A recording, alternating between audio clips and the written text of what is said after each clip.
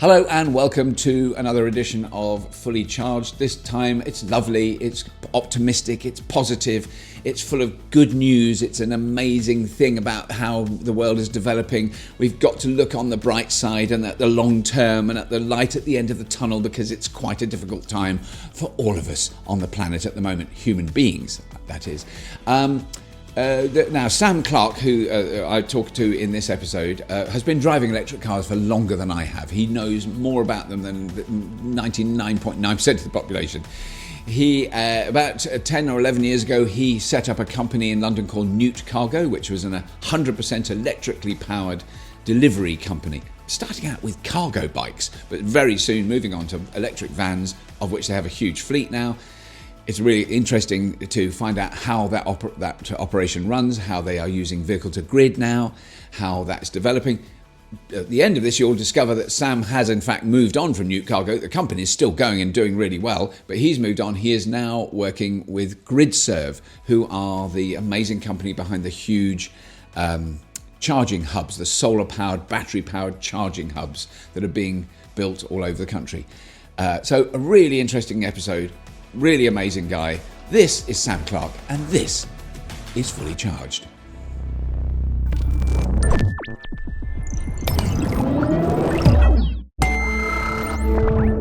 So Sam, I'm going to have to ask you to forgive me. You don't have to. But how many times have you appeared on Fully Charged? I can remember definitely once at Millbrook. Well, this will be the third time, actually. So, yeah. Sorry. That's fine.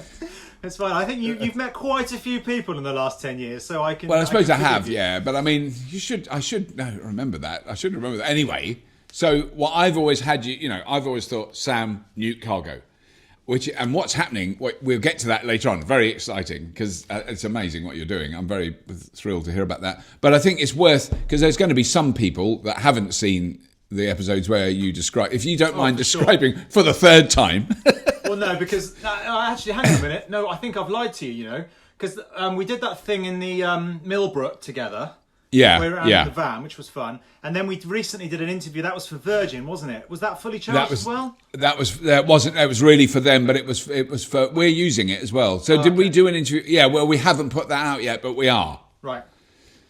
I mean, both one of day. Which weren't. That's ongoing for a while. Yeah. But basically, yes. So some people will have seen it, but some won't. And also, I think it's becoming the most relevant. No, not the most relevant. A very relevant and important factor. I mean, the fact that the two that I know about are rival vans here, which we were going to film a couple of weeks ago. Of course, we didn't. I've got huge orders from big distribution companies for electric vans. Yeah. And obviously the other story that I think a lot of people on Fully Charged know about is Rivian with everyone goes the pickup truck, the Rivian pickup truck and the SUV. What they're actually making is 100,000 delivery vans for Amazon. Yeah. That was, I think, really interesting, because a lot of people have said to me, "Oh, you were really prescient to know this was going to happen." I so didn't know it was going to happen. I sort of thought it's interesting, but I don't know if it's going to happen. In fact, if anything, I was probably quite sceptical that it would happen. But you definitely saw that gap in that gap in the market and the possibilities of using zero emissions delivery systems in a city. When did Gnewt start? I mean, long time ago. 2009 was when it started trading. Wow. Wow. But yeah, we obviously founded the business a year before that. So right. So yeah, it's knocking on 12 years old, which is it's just extraordinary. And my journey started before that. So I was in China a lot, using and trialing electric motorbikes and scooters, which is how I got into EVs in the first place. So it wasn't actually. But what were you doing in China? Were you working there? No, well, kind of. I was looking for new opportunities, and I was as a sort of entrepreneurial type of bloke. I was looking for new ideas, and the one that really struck me, quite literally nearly struck me, because I crossed the road looking the wrong way like a stupid tourist, and an electric scooter went flying past me and nearly knocked me over. And I thought, what was that? And that's when I just started seeing all these electric vehicles and scooters, particularly in China back in early 2000s probably. I think, that is amazing. I mean, they were old, really. I mean, you've gone back through the years as well with this technology, but good old lead acid batteries that could be replaced, or didn't last very long. People threw these things in the bin, bought another one on the corner of the supermarket or whatever. But nonetheless, there were millions of people using electric motorbikes and scooters in China 15 more years ago.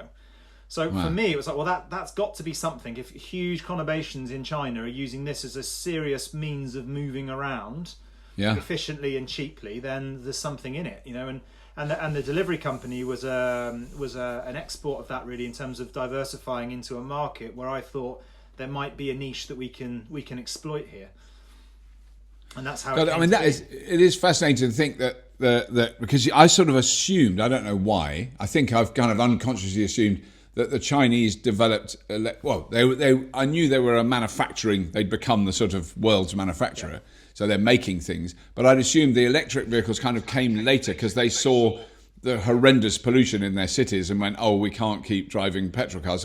But this predates that by donkeys, So, I mean, it would have been the step. It would have been bicycles under Mao. Then it would have been two-stroke scooters. And you imagine the smoke coming out of them when you've got 5 million of them on the streets of a city. And then it must have been. I wonder whether that was what spurred. I mean, I don't know what spurred the original Chinese engineer who looked at his two-stroke scooter and went, I can make this electric. I don't know when that happened. No, I mean, I think it's probably a long time ago. Yeah, it's probably more of a commercial play than an environmental one, I suspect. But we recognised there was a cheap way of making an electric motor, which is nothing new. Lead-acid batteries, nothing new. A bit like a milk float isn't new either. And just sort of put the things together and thought, well, if we chuck an electric motor and a battery and thump it into a $50 electric scooter chassis, then away we go, and it's cheaper and more easier for people to move around. So I don't think the environment had anything to do with it, quite honestly. I think that's much later. Yeah, but then you came back to this country and thought I could do electrically. I mean, because your early deliveries were done on cargo bikes more than vans, weren't they? Yeah, they were. So I mean, we understood and gained some knowledge from the electric scooter world, which wasn't actually a particularly good idea at the time, because the last horrendous recession, for different reasons obviously, but rolled into town and made that a particularly difficult thing to try and sell. New technology, which was quite expensive, unreliable, untested, in the middle of a global recession wasn't necessarily the best timing.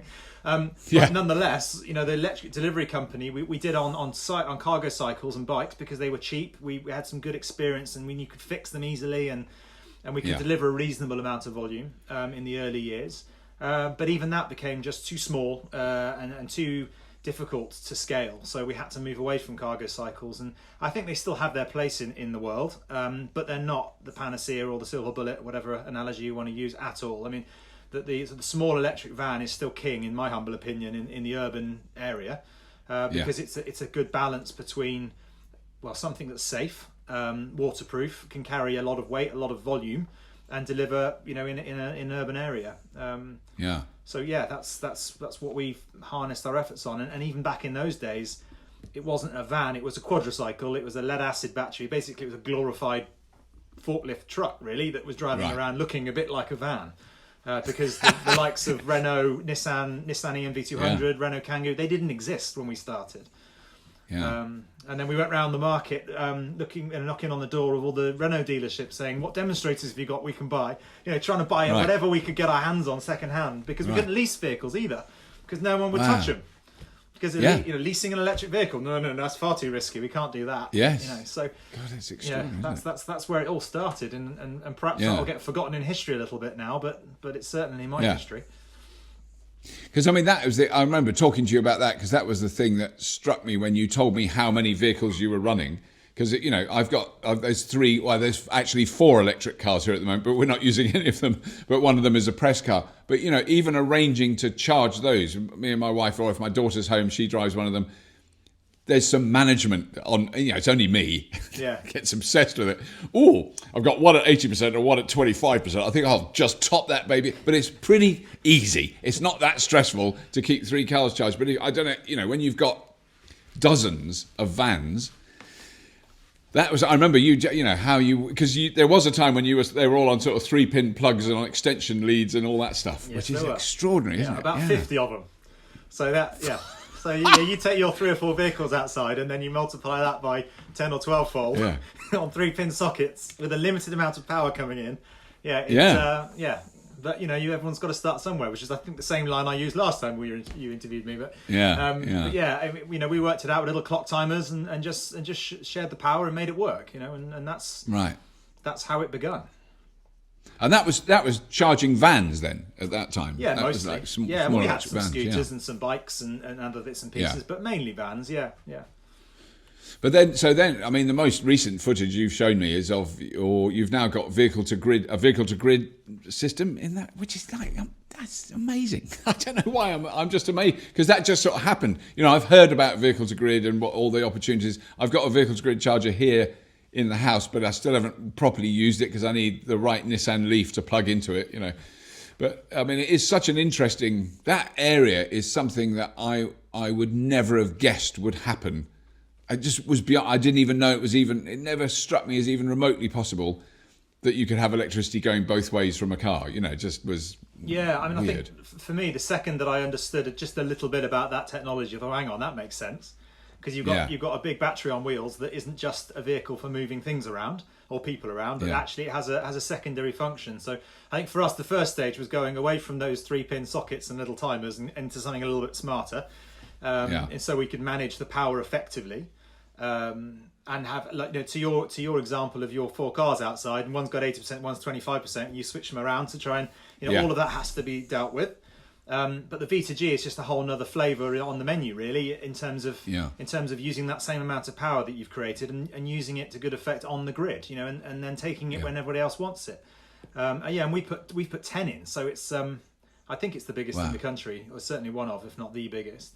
But it's very reassuring to me that things like this can work, and not just reassuring, but also satisfying to know that we can take energy, put it into the grid at peak times when everyone's cookers are on, and this misconception, these electric vehicles, they're going to be not enough power, and all that nonsense that you know as much as I do is nonsense.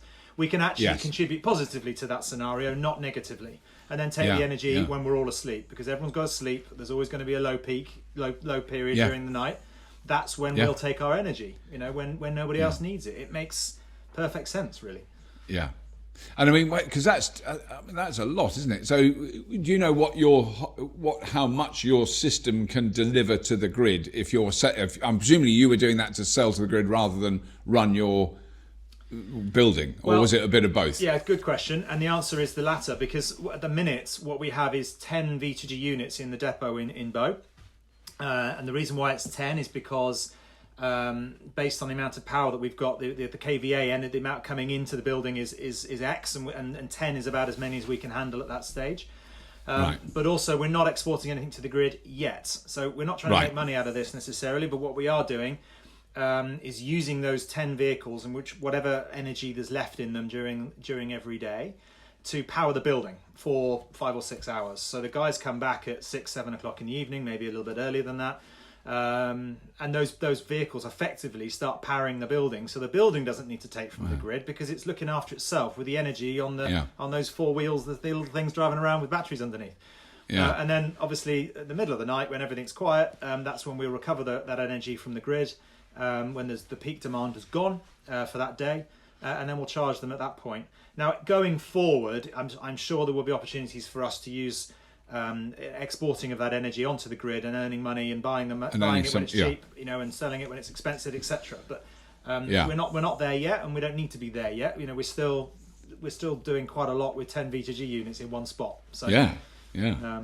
But I mean, it's the potential for really big distribution companies or taxi firms or anyone that's running a fleet, the potential of, because I've always said that, if we have one Nissan Leaf plugged in here, it makes zero difference, and all that power's going into the grid, no one's going to notice, no one, other than the electricity supplier. But if there are a million electric cars, then you start talking. It's when you really ramp it up. And if there were, 5 million delivery vans at night that were charging, that's going to be a lot of electricity. But then if they could all release a kilowatt hour, it's just like 4 miles of range at peak time, it's a phenomenal amount of power. That is so hard to really kind of scale that up and imagine it, because I'm not good enough at maths. But I know it's a lot of kilowatt hours. Yeah. And I think what's also important with all of that maths is that there is also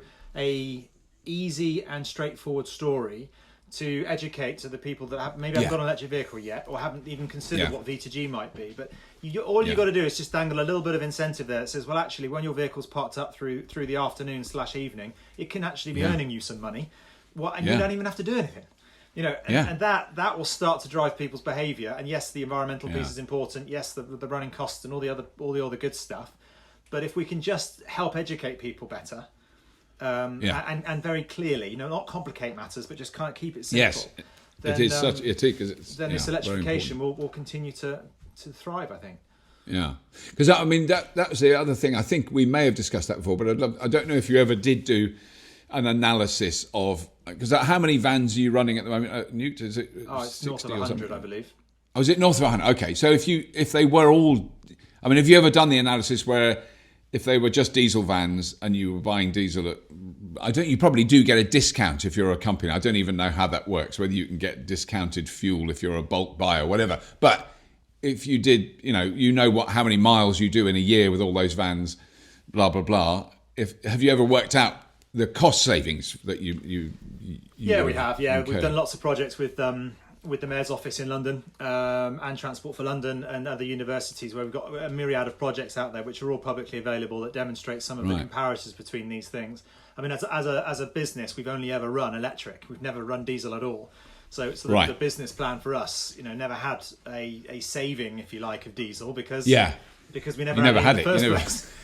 Yes. But we had costs in other places, right? So we had very expensive leases of premises in central London that others didn't have. So we had costs in different places.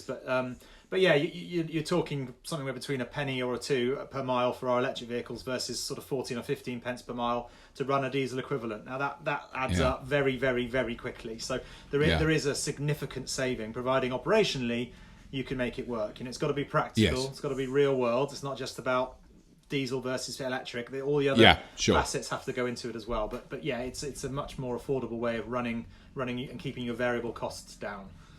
Yeah. And I mean, presumably, are the companies that you're delivering to, I would assume they're aware of it and appreciate it. I mean, has the company moved from beyond the sort of, I'm just thinking of a sort of organic bakery in Covent Garden or Hoxton or, something like that. They all our deliveries are done by electric van. Has it moved from hipsters with man buns to normal companies that just want to have a delivery that they can rely on, that is there when they, the fact that it comes in an electric van is sort of, that's good, but not a big deal. Yeah, well, I mean, firstly, we've sort of avoided the hipsters with man buns a little, although in fact they probably weren't even a thing when we started, to be honest. But no. But as far as I feel bad making fun of them because there's some. I've met some lovely hipsters. You're quite right too. Yes, I totally agree with you. So no, I think the SMEs was a market we actually sort of largely avoided, if you like, at the beginning, which seems a bit counterintuitive, but. We wanted to get scale and proper scale to make the electric vehicle work because the technology is still limited. So we knocked on doors and punched above our weight a tad with some of the large big corporates and said, we want to do your work for you, and this is the reason why. There's an environmental and a cost saving reason to do it, and those two things you really shouldn't ignore. And every time we got approached by the SME market, we sort of aired away a little bit because there's sometimes I think you should. You should say what SME, because it's small and medium enterprises. It's just so that people know what that is. Small, medium enterprise business, small businesses is something we didn't necessarily gravitate towards, because whilst we could have looked after those customers, it would have been very labour intensive, very time intensive to do it. And what we really wanted to do was demonstrate some proper scale with a proper electric fleet in the middle of central London. And the only way we could really do that was work with the big boys. And the challenge was trying to get them to talk to us from the beginning, which we did quite well at. Yeah. So that's where relationships are important in business, and that's why you have to try and sell yourself as well as the business that you're selling, so that people buy into the concept that you feel passionate about. And EVs, environmental sustainability, has always been at my core forever. And that's what I wanted to try and commercialize into a proper business. Yeah.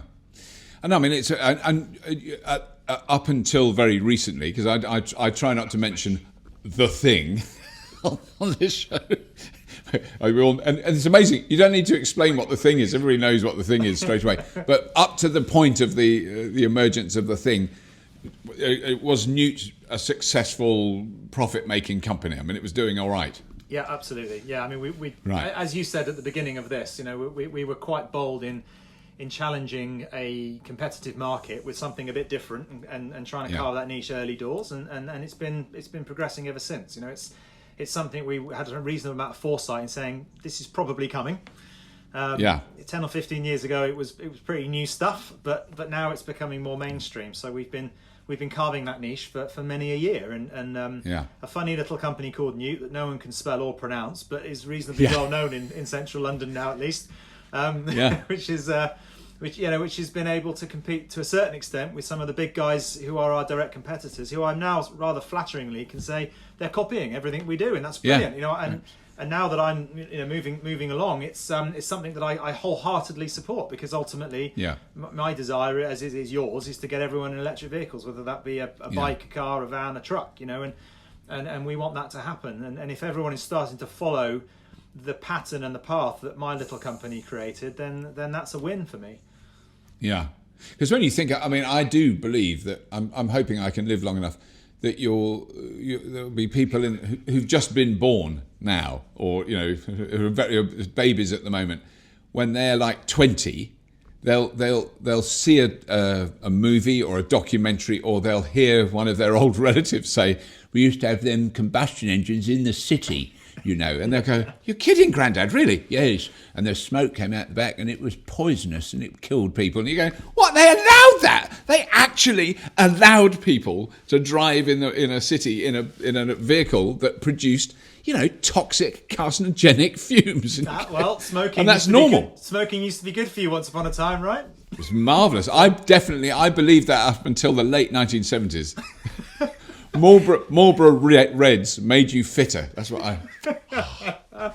Yeah. I still occasionally like to believe that. I know it's not true, but but you're right. It is the most extraordinary thing that the notion that there were diesel taxis in London. Because now when I go in an electric taxi, I was talking about this earlier today, but I've been in 4 that I can remember very clearly the conversations with the drivers.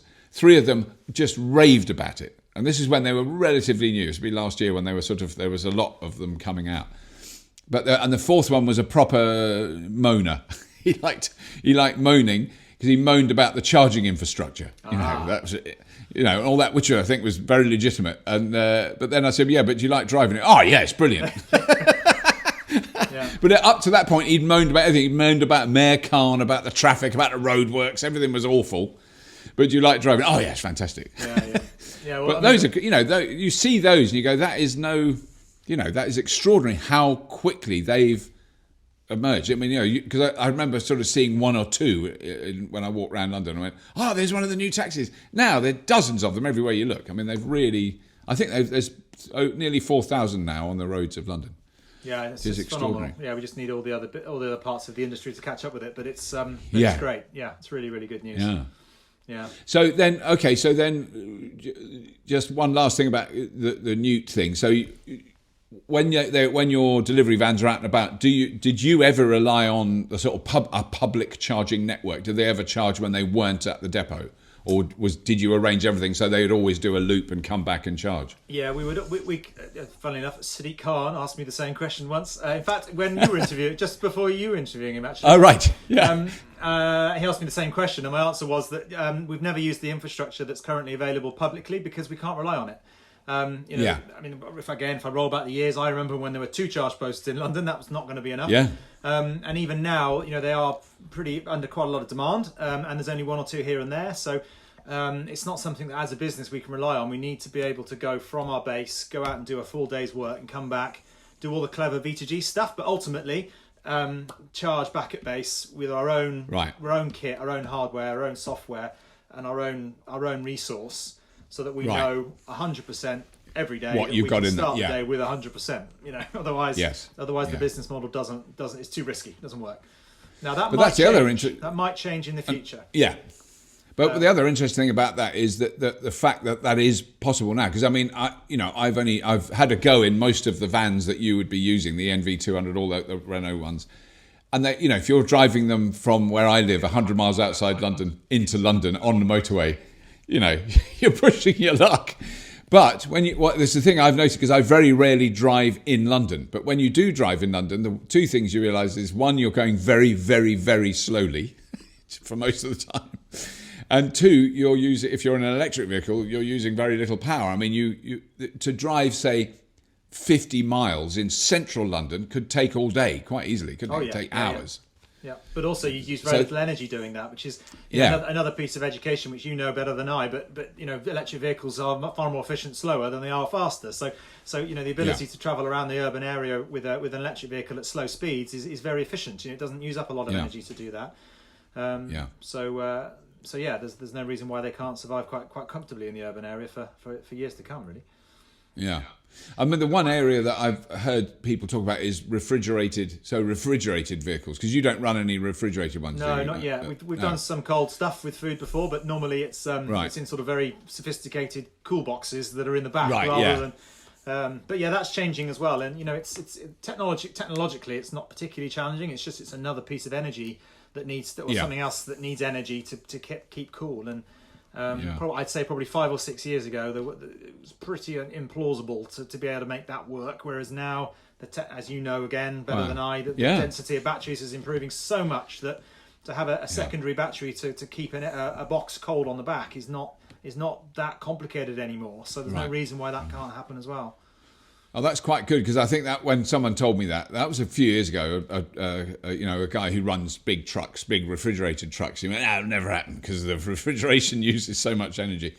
And then you think, well, I think that's the thing I think you and I have learnt that from our experience, to say it'll never happen. I mean, if someone had said to me 10 years ago, you'll be able to fly in a fully autonomous 6-seater electric taxi around Dubai or Abu Dhabi, you go, electric? No, not electric planes. No, that's just silly, because it's battery. And that's happening now. I know. They're about to start testing with passengers in New Zealand, which is insane. Yeah. I don't want to go in that yet. I want to wait for quite a while. Yeah, if there's one thing I've learned over the years, maybe the first generation tech is one to avoid, and perhaps just have a crack at second generation is probably it is that thing of I'm an early adopter with smartphones, probably quite safe. With cars, okay, that's risky. With aeroplanes, you just carry on. You be an early adopter. I'll wait till the second gen comes out. Yeah. But then okay, so charging, very exciting area, because that was the thing. I met someone from Gridserve at a conference in Oxford, and of course I can't remember who they are. Or how many times I interviewed them on Fully Charged. No, they've never been on Fully Charged. I really wanted to do something about it, but was kind of waiting until there's a physical thing we can go and see. But that is, so I've become a bit obsessed with that because I think, I'll do it as quickly as I can.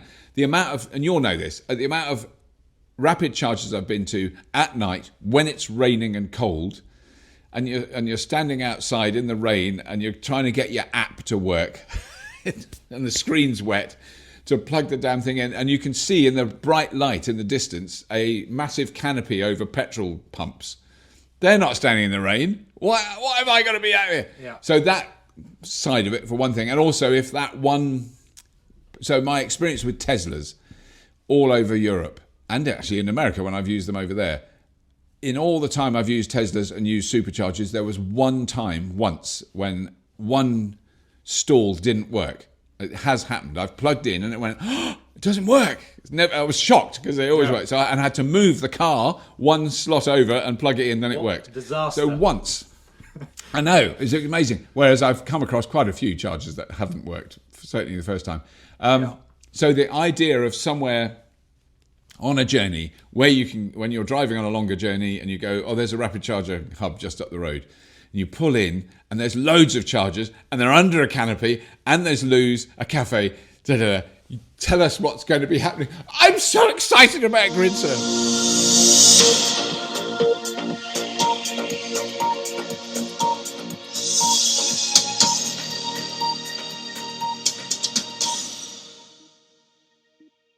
The number of electric car charging points in the country is being launched in Essex.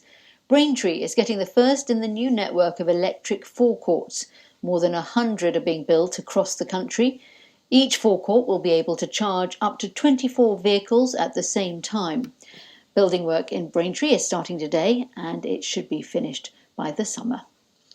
We've got to decarbonise the economy within 30 years. We've got to have, or there will be a ban on petrol and diesel and hybrid vehicles in less than 15 years' time. So we're very much trying to build an infrastructure that is going to be able to facilitate what is inevitably going to be a significant uplift in the number of electric vehicles. We should explain that you're leaving Gnewt to go and work at Gridserve, which is I'm so thrilled. I couldn't resist any foot longer, to be honest. I mean, running an fully electric delivery company for 10 years is one thing, but I've been an EV commuter for 15 years, like you. So right. And as such, the electric vehicles is my life, really, I suppose, my career. And charging them has been something you've had to do from time to time, and less often, thankfully, as the batteries are getting better. But I have been through every conceivable challenge and failure of every charge post pretty much everywhere. And I've moaned about it quite a lot as well over the years. And then when I started, I mean, Toddington Harper, the CEO of Gridserve, I've known for the best part of 17 years anyway. He started at a similar time to me. And he has this amazing ability to come up with these ideas and bring them to fruition. And the concept of having an electric forecourt akin to a service station or a petrol station with your canopies and your solar arrays and your battery storage and a lot of energy that can power a lot of vehicles at the same time, so there won't be any waiting times, and you will be able to charge very, very quickly whilst getting your coffee and having a sandwich if you so wish, or having an education centre, or even seeing which next vehicle you might like to lease. You know, all of these things make it far more than just, as you say, turning up to a charger somewhere in a car park in a hotel or something and hoping that it's going to work, or hoping that somebody else isn't already there. You know, we need something for the masses now. And that's why, timing wise for me, this was the time to get involved with these guys, because we've got to build stuff for the future, not for the today. So it's great that we've got 10,000 locations around the UK for charging, but when you drill it down, there's only a few hundred, if that, ultra rapid chargers, and there aren't that many of them. And it's just not enough. It's not going to be enough for the experience that we all come to expect from a petrol or diesel vehicle when we're moving around. It's got to be somewhere near that. And for me, building something of this scale, and many of them over the next few years, is the closest thing to a petrol or diesel service station or petrol forecourt that will hopefully appease the masses. And I mean, let's be honest, within 15 years, we're all driving EVs, whether we like it or not. So, and there will be a need to charge them at home and at work, of course, and we're going to help people do that as well, and in depots, obviously, because I've got a little bit of experience about that too. So we recognise that the forecourt is not the be-all and end-all. People are going to charge at home, they're going to charge at work, they're going to charge in other places, and we'll help with that too. Yeah. But you still need that infrastructure like we do today to fulfil the needs of an increasing increasing number of electric vehicle drivers. Yeah, Tesla have led the way, but even they, with the Model 3, as we all know, has been so successful. The queuing is going to start happening. Nobody wants that, so we've got to find another solution. No, I've now only experienced it once at Oxford Services, which has 12 or 14 Tesla chargers. I've arrived there once, and they were all in use, and that was such a shock because that had never happened. It's only happened once so far, but that was a real. That it's possible that there's that many cars. But the other thing that I think is really exciting and an important aspect of what you're doing with these charging things is that, if you think of, the ridiculous example of, say, 20 Porsche Taycans. It's the Porsche Owners Club out for a Sunday drive. Yeah. And they all stop and they're all nearly empty and they all plug in and they can all charge at 350 kilowatts or whatever it is. 300, 250. That is like a town, isn't it? That is like a massive chunk of electricity. But there are, so correct me if I'm wrong, but please explain how that works. But my understanding is there are batteries on site. You mentioned earlier on that's the buffer between the chargers and the grid, as it were. You're not suddenly making these massive demands directly to the grid. Is that have I got that about right? Yes, you do. Because in order to charge that, 10 Taycans at the same time, or Taycans, you need an awful lot of power to do that, and we will be able to do that by virtue of a 5 megawatt battery. Which is on site, 200 kilowatt solar array on the canopy on the roof as well, so that we'll be able to charge at least 12 vehicles between 175 to 350 kilowatts simultaneously. Another 12 that will be able to charge from 90 to 180 kilowatts. All 24 will have CCS connectors. At least 12 of them will have CHAdeMO connectors.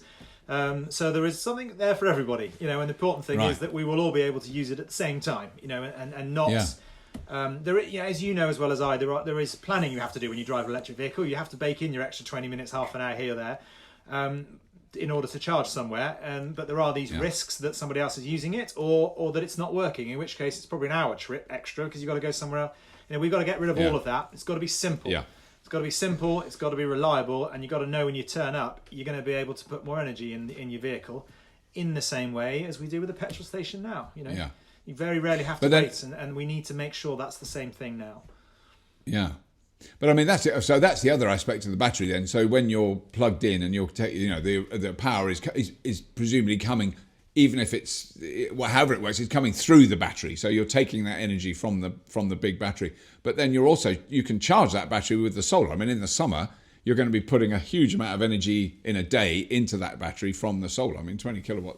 Is it how many kilowatt solar? It's a 200 kilowatt solar array on the 200 roof. Kilowatt. But what's perhaps a little bit more significant is the solar farms that Gridserve are also building, which I don't know if you're aware of, but. We actually we had a look last week, and on one day we managed to generate 225,000 kilowatt hours of energy in the solar farm up in York in the north of England, which is enough to drive 900,000 miles in an EV. Or you could go to Land's End to John and Groats 1,000 times on that, and that's just one day's worth of energy.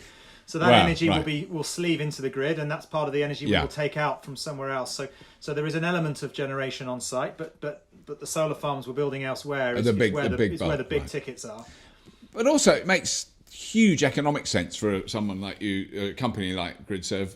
You're producing effectively producing your own oil at very minimal cost, refining it and delivering it to a customer for so little. That's the amazing thing about that. But then, so just to clarify, so you've got to let a guy dream. I'm driving in, and there's the Gridserve. The first time, and I drive in, I find a little space, I pull up, I get the thing, I plug it in. How do I pay for it then? What's the how do I pay for the? Again, is it easy? Yeah, again, we've got to make it easy, right? So there'll be a number of different ways of doing that. There will be a simple pay-as-you-go contactless solution, like anywhere else for anything else, any other product anywhere. We need to be able to provide that simple way of doing it. So there's route number one. Route number two will be a membership or subscription of some sort. You will either have an RFID card, or you'll have an app, or one of those. Again, pretty standard stuff that everybody will have, and so will we. So depending on your membership, if you have one, then there will be different rates at the pump, but that's just the wrong word to be using, at the charge point. Yeah. And then obviously in the future, as well as the vehicles and we get better with the technology, something you're now very familiar with your Tesla is the MAC address, and the ability to communicate with the vehicle and the charger so that you don't have to do anything at all. And that will also happen. So effectively, I suppose there's three different ways. You got your pay as you go, some sort of membership with your fob or your app, and then going forward the same thing, but with just nothing at all. Just plug in and walk away, and you plug in and it starts charging. And there'll be reservations and non-reservations, and you know, and we've got to make it easy, but we've also got to make sure that there's a means by which to charge effectively and swiftly for everybody. Again, it's important that it becomes something which is seamless, so that we haven't got this negative, which you've come across as many times as I have, people saying, oh, it's not going to work, or it takes too long, or it's not practical, and all that nonsense. We've got to get rid of all of that, make it nice and easy for everybody. Yeah. And then, so the one, it's outside Braintree, the one that's being, so is that's being built at the moment, or is it on temporary, is it on a slight temporary hold at the moment because of the thing? Oh, there is a thing, yes. There's a thing which is slowing it down just a tad, but unfortunately, we had to take the decision a couple of weeks ago to pause due to the thing. Right. And when the thing has gone, we will carry on again. So we'll see, like everybody else, we need to wait and see how long it's going to take, but until we can get back to business as usual. But like everybody else, when we can, we will, and we'll crack on. If that means things are delayed, then so be it. And I think it is what it is for us all, right? So. Because I think that is, it's so universal. You can't ever, it's affecting all of us. I think one of the things is that I think 2020, in January this year, 2020 was genuinely a pivotal year for electric cars and charging and the whole thing. And I now think it's 2021 because it's still going to happen, but it's just going to happen probably next year. It has I think it's just delayed everything. I've just got a feeling we could call next year 2020 and just have it again. I mean, the Olympics are. Yeah, should we just pretend 2020 didn't really happen? Because that makes me a year younger, which is quite nice. Yeah, I'll take that as well. Yeah, frankly.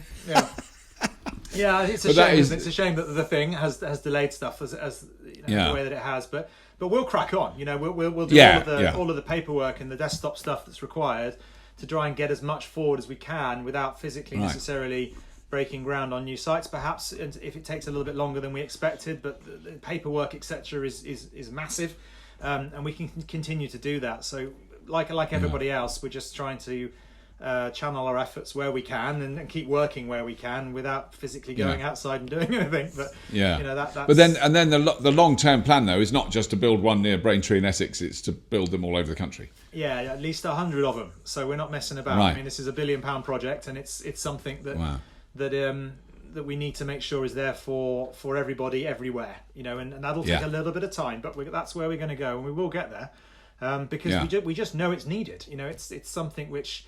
It's the next level of charging. It's not one or two here or there or a couple on a petrol station. That's fine for today, but no good for tomorrow. So we've got to have something that is for the masses. Tesla have led the way really with their supercharger network. That's, as you've experienced, as have I actually at Oxford Services as well, despite a huge array of these things. I've turned up on a Friday afternoon, which I won't do again, and then have to wait. So we're going to have to, and that's just the Tesla network. So we've just got to have things like this. They just have to be there. Yeah. I know. It is absolutely brilliant. I think I can't wait to see it. So I've now got to wait a bit longer to see it, but that's fine because I've got to wait a bit longer to see everything else that we were due to see this year. So it doesn't stand out as being. Those Gridserve people, they're really lazy. They're not doing anything. No, it's the same for everybody. That is, I mean, that bit out, please. Yeah. Yes, But those, it is really. I mean, it's your career is so fascinating. How that's jumped, for what you've developed over that period of time and stuck with it. Because I mean, I think I just know of people who try to set things. I just know how hard it is. You try and set something up and you really work hard and then it doesn't quite work and you've stuck at it with Gnewt. It's amazing that you've, done that for 10 years. You've built up this very, very successful business. It is an amazing achievement, Sam. You should be very proud of that. Brute force and ignorance, mostly, to be honest. But I mean, it is, isn't it? It is, and I think people say, "Oh, you're clever to know that." No, I honestly think you need an element of genuine stupidity to not realise that what you're doing is daft, and you keep doing it, and then eventually it might come to fruition. Yeah, well, Mr. Musk, our good friend Elon, is not necessarily, he's an interesting character. He's perhaps ever so slightly unhinged, but in a positive way. And you've got to have a little bit of craziness about you, a bit of stupidity, a bit of brute force ignorance, and a bit of luck as well, of course. But as I've always learned from my dad, is you make your own luck in this world, and the harder you work, the luckier you get. So you just have to keep plugging away, so to speak. Excuse the terrible dad joke there. No, it's good.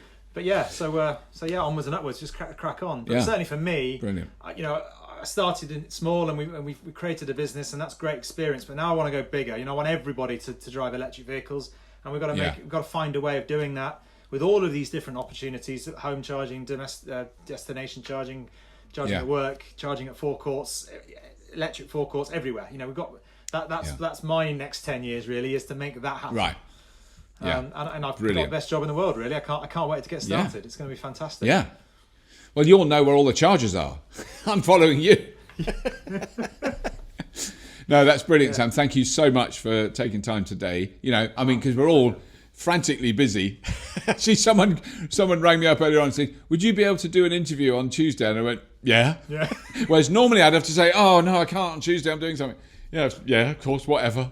Well, that's what I wrote to you, knowing how busy you are. I thought let's. Yeah. Every cloud has a silver lining, as I said, don't they? So you've got to try and think, well, you might just have a little bit more spare time to do something this time. So yeah. But that's brilliant. Thanks so much, Sam, and we'll definitely be catching up with you as soon as we can. What would be brilliant is is to be chatting with you as my car is charging on a Gridserve forecourt. That would be. Well, let's make that the next. Let's make that the fourth time. But at least we did something. It's taken us the best part of 7 or 8 years to do this properly. I know. I'm so sorry. No, not at all. Not at all. But we got there in the end. It's testament, is it not, to the progression of what you've done and what we're all doing to try and electrify the nation. We're busy. And busy for really, really good reasons. So yes, absolutely, it's a good thing. Yeah. Great stuff. Thank you very much, Sam.